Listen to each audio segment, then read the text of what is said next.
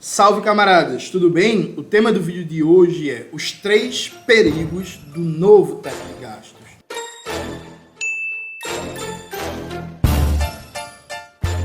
Antes de começar propriamente o tema do vídeo do canal, quero muito agradecer a você que ajuda a manter e melhorar nosso canal a partir do apoio.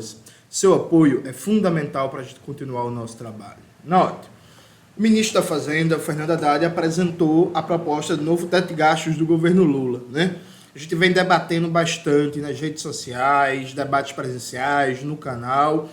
Como, primeiro, se manteve a lógica do teto de gastos do Michel Temer, que é controla os gastos sociais do Estado em saúde, educação, cultura, lazer e meio ambiente e deixa de fora os gastos financeiros com juros e serviços da dívida pública. Então, nesse sentido, controla-se os gastos importantes para a classe trabalhadora e deixa os gastos financeiros do Estado liberados para os rentistas. A segunda coisa que o Lula vinha falando durante toda a campanha, que não precisava de teto de gastos nenhum e agora precisa de teto de gastos. Ah, mas o teto de gastos novo, o novo regime fiscal é melhor que o teto de gastos do Temer. Sim, do mesmo jeito que é melhor levar uma facada que um tiro na testa, mas levar uma facada não fica boa. Não é uma coisa boa assim, tá ligado? Quando o Temer apresentou a proposta, a gente chamava a proposta do Michel Temer de PEC da morte ou PEC do fim do mundo. Eu acho uma vergonha política alguém considerar que um projeto que a gente chamava o anterior de PEC da morte ou PEC do fim do mundo, ele é bom porque é melhor que o do Michel Temer. Qualquer porcaria seria melhor que a do Michel Temer. Eu, inclusive, vamos lá, viu? Eu acho que se até o Paulo Guedes, durante o governo Bolsonaro, tentasse uma nova PEC, um projeto de lei para mudar o teto de gastos do Temer, ele conseguiria fazer algo menos bizarro. Porque o teto de gastos do Temer nasceu insustentável. Prova disso foi que o governo Bolsonaro furou seguidamente o teto de gastos. Percebe? Então, vamos qualificar esse debate aí. E aí, o Davi De Castro, ele lançou um texto em que ele resume 3 grandes perigos do novo teto de gastos. E eu vou compartilhar esse texto aqui com vocês. Davi De Castro, ele é economista, um estudioso da economia brasileira, é um crítico muito qualificado da austeridade. E a gente vai ler esse texto do De Castro e vai fazendo um debatezinho a partir do que está colocado aqui. Vamos lá. 3 pontos críticos do arcabouço fiscal e uma ingrata surpresa. Aí o primeiro ponto que o Davi De Castro coloca. O novo teto de gastos, dados os atuais parâmetros, impõe matematicamente a necessidade de uma PEC com alteração dos atuais pisos da saúde e educação, visando reduzir o crescimento dessas despesas para próximo da velocidade máxima do teto. Isso porque o teto cresce na velocidade de 70% das receitas, isso ainda é limitado a 2,5% do ganho real, e saúde e educação cresce numa base de 100% das receitas. Vamos explicar isso aqui, galera. Reparem, a Constituição de 88 define mínimos constitucionais para a saúde e para a educação, né? E aí, esses mínimos constitucionais nunca foram revogados. Se fez várias malícias, vários instrumentos para reduzir o investimento em saúde e educação, como a desvinculação de receitas da União, a DRU, no governo FHC, mas é isso, está aí até hoje, foi uma conquista arrancada durante o processo constitucional de 1988. O teto de gastos do Michel Temer não revogou esses mínimos constitucionais para a saúde e educação, suspendeu o mínimo constitucional para a saúde e para a educação. Com a PEC da transição e com esse novo arcabouço fiscal, volta a valer a obrigação da Constituição de 88, de mínimos constitucionais para a saúde e para a educação. Só que aí, qual é o problema? Esses mínimos constitucionais para a saúde e para a educação crescem dentro de um cálculo de 100%. Ou seja, você pega 100% da receita do Estado, né? E aí você tem os mínimos para a saúde e para a educação. Então eles crescem numa base de 100%. O novo teto de gastos, que não é uma PEC, é um projeto de lei, determina o crescimento das despesas públicas na base de 70%. Ou seja, a despesa pública vai crescer até 70% do arrecadado no ano anterior. Então, saúde e educação, por causa da Constituição de 88, cresce numa base de 100, e O resto, meio ambiente, infraestrutura, segurança, cultura, ciência e tecnologia, esportes e por aí vai, cresce numa base de 70, aprovado o novo teto de gastos. Isso significa que o ritmo de crescimento do gasto público em saúde e educação vai crescer mais do que todas as áreas. Mantendo como está,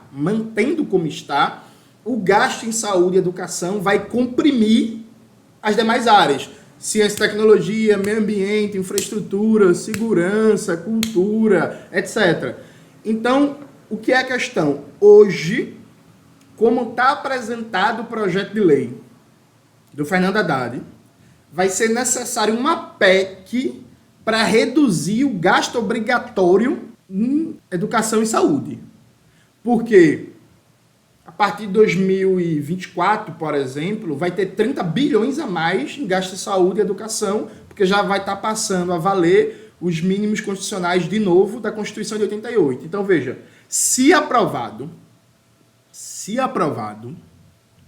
como está, o novo teto de gastos vai obrigar o governo Lula a cumprir toda a responsabilidade fiscal, o equilíbrio das contas públicas, para fazer graça para a burguesia, atacar uma das maiores conquistas da Constituição de 88, que é os mínimos constitucionais para a saúde e para a educação. Veja a gravidade disso. O Temer, lembrando, suspendeu os mínimos constitucionais, mas não mudou a regra. O governo Lula pode ser o governo de fazer algo que FHC não fez, né? E que o Bolsonaro também não fez, que é mudar a regra. Acabar não vai, né? Assim, o governo Lula não vai tentar acabar, mas é mudar a regra para reduzir o investimento em saúde e educação. Veja a tragédia. Então, continuando aqui. Segundo ponto. A mesma lógica de saúde e educação se aplica ao crescimento do salário mínimo, que tende a ser restringido para uma velocidade de ganho real próxima a 70% do crescimento das receitas. A bandeira do governo Lula é garantir ganhos reais maiores atrelado ao crescimento do PIB. Mesma coisa, mesma lógica. Veja, durante o primeiro período petista, a lógica era para reajustar o salário mínimo, crescimento do PIB mais inflação. Só que isso toma como a base meio que de 100%. Tipo assim, ó, crescimento do PIB mais inflação, reajuste o salário mínimo. Com o novo teto de gastos, que limita o crescimento das despesas públicas a 70% do arrecadado no ano anterior, não dá para fazer essa conta de crescimento do PIB mais inflação. Percebe? Porque necessariamente a conta é de crescimento tendo como base 70%. Você só pode gastar até 70% do arrecadado no ano anterior. Então, a conta do período Lula, crescimento do PIB mais inflação, reajuste do salário mínimo, vai também pressionar o gasto público e vai deprimir o gasto em todas as áreas. Então é outra coisa, é muito difícil que, valendo o novo teto de gastos, o governo Lula consiga fazer uma política de valorização do salário mínimo como fez no seu primeiro período. Vá observando a tragédia que é isso. Que o Decast faz até um destaque importante, né? É importante lembrar que Lula fez uma expansão real de quase 10% em 2009 para sair da crise financeira. Se a regra do Haddad, que é do Lula também, estivesse valendo, seria garantido 0,6%. Seria o fim do governo. Esse é um dos pontos que vários economistas vêm tocando. Veja, se o governo não cumprir a meta de superávit primário, ele é punido, né? Ele é punido e, em vez de poder gastar 70% do arrecadado no ano anterior, ele só pode gastar 50%. E o mínimo de crescimento do investimento público acima da inflação, que é 0,6%. Veja, se isso estivesse valendo, o Brasil tinha quebrado em 2008, 2009, viu? Porque veio a crise econômica mundial, o Brasil estava com muitas reservas de moeda internacional, estava com capacidade de investimento público, capacidade ociosa, o governo Lula decidiu turbinar o investimento público para fazer com que a economia brasileira não entrasse em recessão.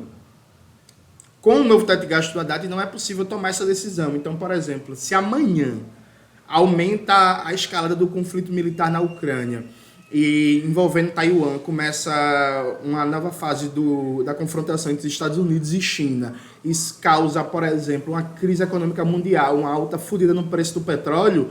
O governo brasileiro não vai poder aumentar o investimento público para manter a economia brasileira aquecida. Então a gente vai pro buraco. Ponto. Percebe o perigo disso?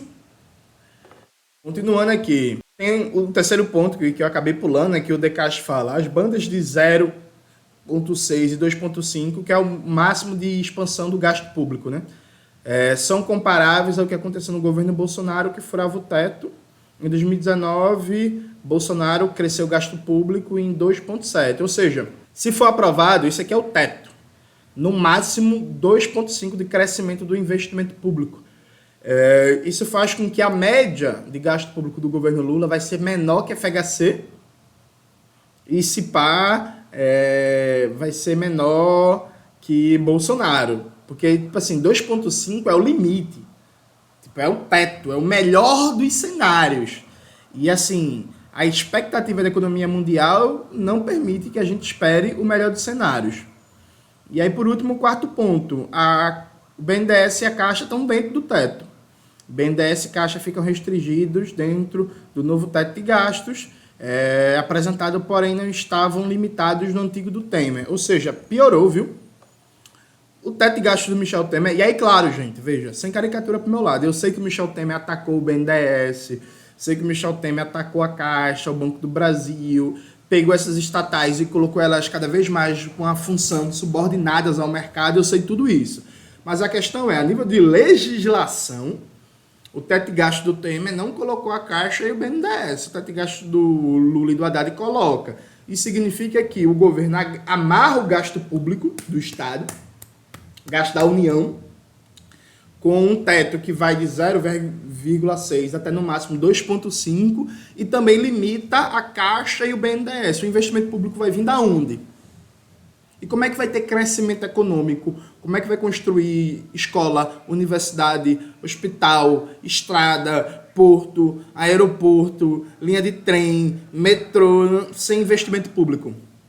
Percebe? Tipo, meu Deus. E aí, conclusão, no teto do Temer, todas as estatais não dependentes, inclusive financeiras, como BNDES e Caixa, estavam excluídos e gastos com aumento de capitais não ocorreriam com as demais despesas primárias, como saúde e educação. O resumo da ópera é o seguinte, gente. Se esse teto de gastos for aprovado dessa forma, vai ser o pior governo Lula. Pior governo petista. Se pá, pior que o governo Dilma II, porque a gente tem um cenário externo muito mais complicado, muito mais complexo, muito mais conflagrado que no governo Dilma II. Então, assim, eu falei isso numa entrevista por Faixa Livre. Se isso for aprovado, isso vai ser a morte do governo Lula. É isso. O governo Lula vai terminar com baixa popularidade, vai terminar sem nenhum legado, porque o que Lula fez, por exemplo, no seu primeiro período na presidência, Lula se orgulhava de ser o presidente que mais construiu universidades públicas na história brasileira. É verdade, Lula, só que isso foi possível porque seu governo tinha uma média de expansão do gasto público anual de 6%. Aí deu para você construir mais universidades públicas que todos os presidentes, mais escolas técnicas que todos os presidentes, deu para melhorar a infraestrutura do Brasil, deu para fazer Minha Casa Minha Vida. Mas como é que vai fazer isso limitando o gasto público a, no mínimo, aliás, no máximo, 2,5% do PIB? Lembrando, gente, no primeiro período do Lula, a média do gasto público era 6%. Se o limite máximo, no melhor dos cenários, é 2,5%, isso significa que nos próximos 4 anos de Lula a gente vai ter, em média, nem metade do gasto público do que teve no primeiro período do Lula. Como é que vai fazer um bom governo desse jeito? Como é que vai fazer um governo popular desse jeito? Como é que vai atender as necessidades mais básicas da classe trabalhadora, como geração de emprego desse jeito? Como, gente? Assim, uma pergunta séria para vocês. Como? Como é que vai ser essa mágica? Então, assim, se o teto de gastos do Haddad for aprovado como está, se não for piorado pelo Congresso, porque a proposta chegou muito rebaixada, muito ruim, se não for piorada pelo Congresso, isso vai ser a morte cerebral do governo Lula. Ele vai continuar respirando por aparelhos e por aí vai, mas vai ser a morte cerebral do governo Lula. Percebe? Esse é o nível de gravidade que a gente tá, e isso vai ter consequências para toda a esquerda, para todo o campo progressista, para toda a classe trabalhadora brasileira. Gravem isso que eu estou dizendo para vocês e podem me cobrar no futuro. A gente tem que fazer um debate, uma pressão à esquerda para reduzir a tendência de austeridade, a tendência fiscalista desse projeto do governo Lula, e do ministro Fernando Haddad. Caso contrário, nós iremos para o buraco. É isso, galera. Espero que vocês tenham gostado do vídeo de hoje no canal. Não se esqueça de se inscrever no canal, ativar o sininho, curtir esse vídeo, compartilhar e tudo isso que vocês já sabem. Um beijo e até a próxima.